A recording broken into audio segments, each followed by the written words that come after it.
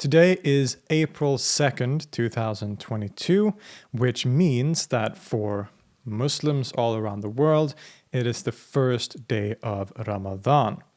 Now, Ramadan, as many of you probably know, is the annual month of fasting, one of the 5 so-called pillars of Islam alongside the 5 daily prayers, the zakat, giving to charity, as well as the shahada and the hajj or pilgrimage to Mecca.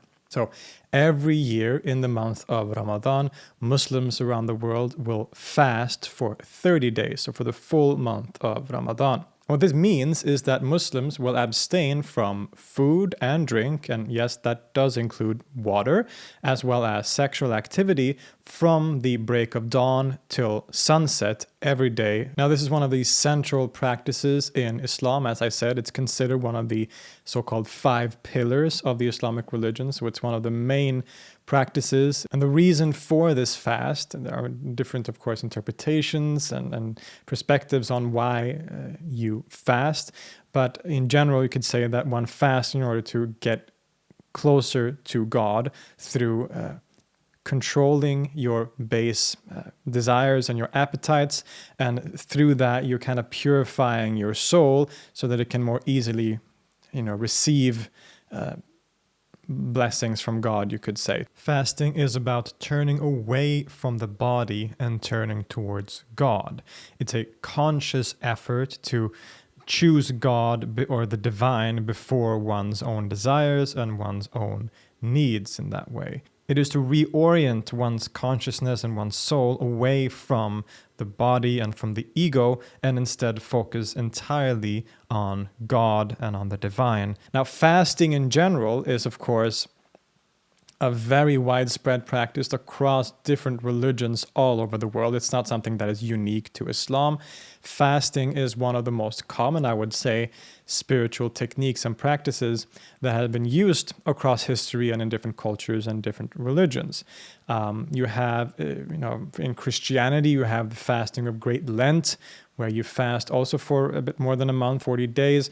You have in Judaism the fasting of Yom Kippur and various other circumstances when the Jews will fast. Sometimes fasting can last for just a few hours, sometimes it's a few days, weeks, a month, etc. But the general idea remains the same, to abstain from usually food and sometimes drink. But it can also be more specific. So some fasts in Christianity, for example, it's common to fast on Fridays. But what this means is that one abstains from eating meat and drinking alcohol. So you will eat vegetarian food, or sometimes you'll eat fish, because in medieval times fish wasn't considered meat. So that's one example of a more specific fast in that way. We have fasts in Buddhism. Buddhist monks will fast and abstain from eating to help with meditation. We have fasts in Hinduism, in the Baha'i faith, in Taoism. So it's a widespread practice across various different religions. And in Islam, it's given a very prominent role as one of the 5 pillars of obligatory fasting during the month of Ramadan. And there can be differences in ideas behind why one fasts in these different religions, but throughout all of it is the trend of making a point of that there is a spiritual benefit to abstaining from things that we usually consume and to sort of block off our desires in some way, and food and hunger is, of course, one of the main things that we experience every day. It's a very central part of our lives that when we don't eat, we get hungry. And that can be a very strong desire. You want to quench that hunger or quench that thirst by eating or drinking. And by fasting, you're sort of controlling that. And through that, those who practice fasting will say that is an opportunity to purify your soul or your inner state. Now, fasting is also not unique to religions. Many people fast for health reasons without being connected to a specific religion. But in Islam, the fasting is done essentially in order to purify the soul, to control one's base desires and carnal desires in order to get closer to God. And this is a practice that goes back to the very beginnings of Islam, it is said that the Prophet Muhammad and his companions would fast during the month of Ramadan. It is also mentioned in the Quran, for example. So in the second chapter of the Quran, Surah Al-Baqarah, it says that, quote, Ramadan is the month in which the Quran was revealed as a guide for humanity with clear proofs of guidance and the standards to distinguish between right and wrong. So whoever is present this month, let them fast. So this verse of the Quran refers to the idea that the first night when the Prophet Muhammad was given the first revelation from God that became the Quran, the first part of the Quran, is known as the Laylat al-Qadr, the night of power. And this was during the month of Ramadan. And this is one of the main reasons that this is a month that has become very sacred to Muslims and in the Islamic faith. And it's the reason, at least partly the reason, why one fasts during this month. According to the great scholar, theologian, and mystic Abu Hamid al-Ghazali, when he talks about the fast, he defines it as, quote, the purpose of fasting is the weakening of carnal appetites. And hunger, as I said, is of course one of the most central of these carnal appetites. And one that, if we would just listen to every desire we had and consume every bit of food we felt like eating and every piece of candy, and that would just not be good for us, both physically and if you do believe in a kind of soul, it probably isn't very good for the soul either. And that's what these thinkers are pointing to as well. So in Islam, and especially in Sufism, there is talk of something called the jihad al-nafs, the struggle against the self or the ego. And the ego is you could say, the lower part of oneself. So the idea of the individual self that is separated from everyone else. And this is the self that also has desires, like it wants to eat, it wants to have sex, it wants to have power and all these things. And this self or this ego can become very powerful. It can become very dangerous if it isn't controlled, if it isn't, kept in its place, so to say. And this is, especially in Sufism, there's a great focus on fighting against this idea of the nafs, of the self or the soul. And this is precisely the purpose of fasting as well.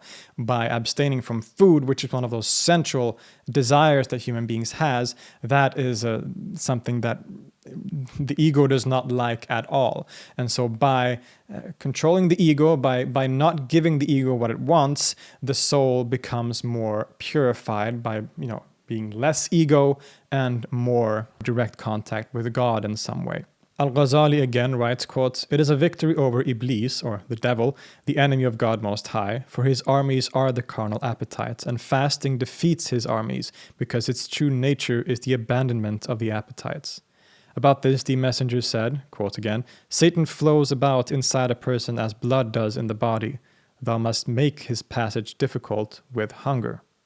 The great Sufi mystic Ibn Arabi also states about hunger more generally in his treatise called Hilayat al-Abdal, quote, hunger is, in every state and every respect, a means whereby the seeker and the verifier can attain to a more exalted degree, for the seeker in terms of spiritual states, for the verifier in terms of mysteries. Hunger has a spiritual state and a station. It is characterized by humility, submission, servility, lack of self-importance, indigence, discretion, tranquil emotions, and an absence of base thoughts. This is the state that the seeker has. So he indicates here that by abstaining from these things, by fasting, by being hungry, both literally and in a more abstract metaphorical sense, we are cultivating other aspects of ourself, like lack of self-importance, like humility, and that becomes really important for one's spiritual development and for reaching a state that is more closely in line with the divine, with God. And these consequences of fasting, like humility and lack of self-importance, also leads to other positive things, of course, in relation to one's perspective on one's own position and on others who are less fortunate. So sometimes people will say that the fast of Ramadan is essentially about feeling sympathy with those who are less fortunate, those who are poor and maybe don't have access to food, for example. And while that isn't necessarily the main reason behind the fast, that's definitely a very important consequence and aspect of the fast. That is, if you don't eat and if you cut off yourself from eating and you become very hungry and you experience that pain and that struggle, you will automatically start to sympathize with those who have to go through that and don't perhaps have the security of being able to break the fast whenever they want. So that's a very natural consequence of something like fasting, that one gets a better sometimes perspective on those kinds of aspects of life and society. In the Futuhat al-Makkiyah, or the Meccan Revelations, the great compendium by the mystic Ibn Arabi, he dedicates a full chapter to the practice of fasting and the month of Ramadan in particular as one of the aspects of this chapter. And there he writes very poetically, quote, "When the gates of the fire are locked, it turns back on itself, and its heat is multiplied on it, and it consumes itself. The person fasting is like that with his nature. When he fasts, the gates of the fire of his nature are shut." So what he's saying is that the fire or the hunger that a person feels is not quenched when one closes the gates to the fire so that it cannot be, you can't put water on it to make it go out. This means that the hunger or desire will want to have something to make it go away, but it won't get that relief. So instead it's going to eat itself up and sort of consume itself. And not go away, of course, but in that way one starts to be able to transcend hunger. Another phrase by Ibn Arabi in the Futuhat.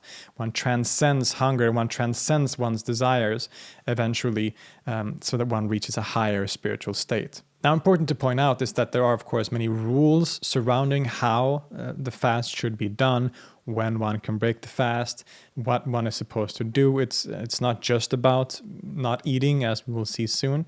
And there are, of course, exceptions when one doesn't have to fast. So sick people will, of course, have to eat or drink. So if you're sick, you don't have to fast during the month. If you're pregnant, a lot of people will not fast when they're pregnant.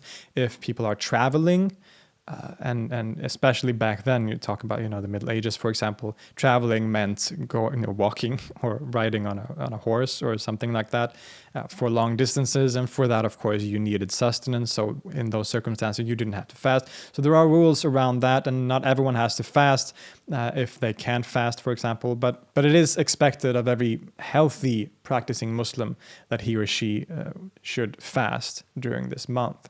But of course, as I said, it isn't just about not eating or just being hungry. It is about focusing more, so turning inwards and focusing more on your religious duties, on worshipping God and so on. So for a Muslim during Ramadan, they will not just abstain from eating and drinking and having sex during the day. They will also try to not swear. Of course, these things should always be, a Muslim should always try to avoid these things.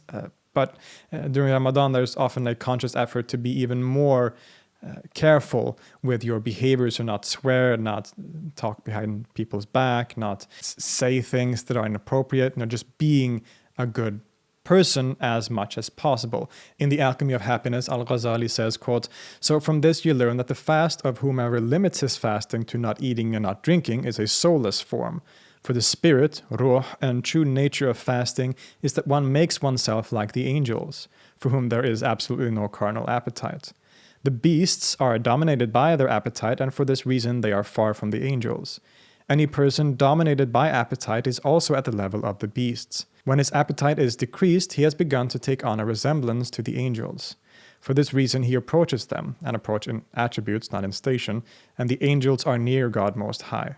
Consequently, he is also near God. When he makes arrangements to attend to supper and gives full aid to what the appetite desires, the appetite grows stronger, not weaker, and the spirit of the fasting is not obtained." Al-Ghazali also writes that, quote, "It is to restrain all of one's bodily limbs from impropriety, but is not limited to the stomach and the genitals. The perfection of this fasting lies in 6 things. First, to restrain the eye from looking at things that distract one from God, especially from that thing which arouses one's carnal appetite." He then quotes a hadith that says that the Prophet Muhammad said, quote, "5 things break the fast: a lie, slander, table-bearing, a false oath, and a lustful glance." Second, to restrain the tongue from foolish talk and everything that is superfluous. One should remain silent or engage in the recitation of the Quran. Argument and disputatiousness are among the harmful things. As for slander and table-bearing, according to the school of some religious scholars, even the fast of the common folk is broken by them. So while the abstaining from food and drink is the outermost clearly visible and main part of the fast, it is also about abstaining from lying, from swearing, from all these other aspects of one's life, and instead that one focuses on being a good person and on your religious life. So Muslims will often recite the Quran or read the Quran even more so than otherwise, and do prayers, both the obligatory prayers, of course, but also additional prayers, and really spend the month focusing more than otherwise on religion, on God, and on spiritual development, essentially. Fasting is, you could say, a form of jihad, a form of struggle in the religion, a struggle to control your ego, to control your carnal appetites, and to cultivate a more pure soul that is closer to God. And as I said, also another important result of fasting is, as Ibn Arabi pointed out, things like feeling of humility, of lack of self-importance, and that also leads to feeling sympathy for the poor and other people who are less fortunate. So there's a lot of things that go in to something like fasting, and in particular in Islam, in the month of Ramadan. And so for this reason, it's a very sacred and special month to Muslims. It lasts, as I said, for about 30 days. It is determined by the sighting of the moon, because Islam follows a moon calendar that's different from our Gregorian calendar. And the Islamic year, because it follows a moon calendar, is of course shorter than the Gregorian calendar that is the sort of standard around the world, you could say. And so Ramadan moves every year. So it moves back about 2 weeks, so about 14 days or so every year. And so some years it will be in the middle of winter, which means that for people up here in the north, in places like Sweden, the hours when the sun is up is very few. Likewise, a few years later, it will be in the middle of summer, which means, again, here in the north, it will be basically no time when the sun has set. So that creates problems, and people solve this in different ways. Some will follow the sunrise and sunset of Mecca or other places, and in a general sense, there are different ways of solving this. But so it is determined by the sighting of the moon, both when the month begins and when the month ends. So the beginning and end of the month of Ramadan it's a bit up in the air exactly when it's supposed to end, for example, until the so-called moon sighters can confirm that the month has ended. And by the end of the month of Ramadan, there is this great feast called Eid al-Fitr, which is the greatest, you could say, holiday of the year in Islam, at least one of the greatest holidays, where one will often gather as a family. Children will get presents, and families will eat together, celebrating that, well, not celebrating that the month is over, but celebrating this beautiful month of fasting and coming together in a celebration. So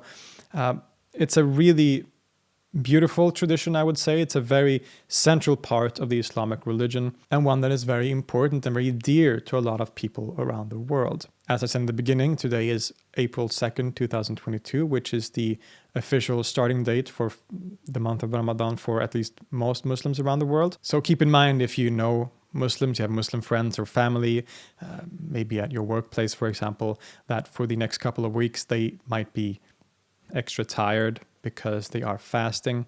But now perhaps you know a little more about what this month is about, what this fast is about, and so you can maybe appreciate its long history and the reasons behind this fasting. To all of my Muslim friends out there who are fasting, I wish you a very happy and especially meaningful Ramadan. I hope this month of fasting is spiritually uplifting, and I wish you and your family good health.